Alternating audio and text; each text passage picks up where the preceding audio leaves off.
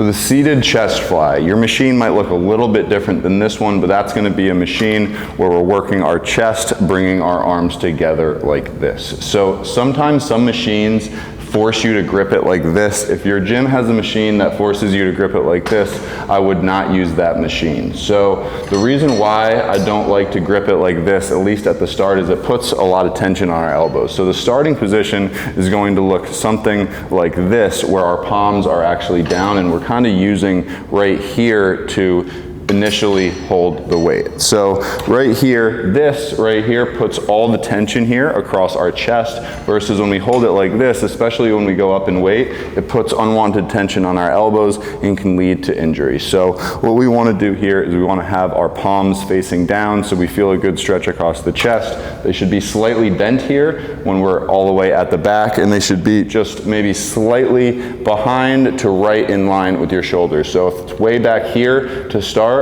then you probably want to move it up. Most machines have some adjustments here so you can actually move where the starting position would be. So right here, we're going to start off wedged right here between our thumb and pointer finger, and again, we're going to have our palms down. So if you're taller, I'd recommend having your feet on the ground. If you're a little bit shorter, you can use this to stay pressed back. So what we're going to be doing here is we're going to be hands just like this, a bit of a bend here in our elbows, and then as we get to about halfway, we start to rotate in and press together. So it goes from palms down at the end here, and again, if you look here, everything is basically in line for the most part, a little bit lower.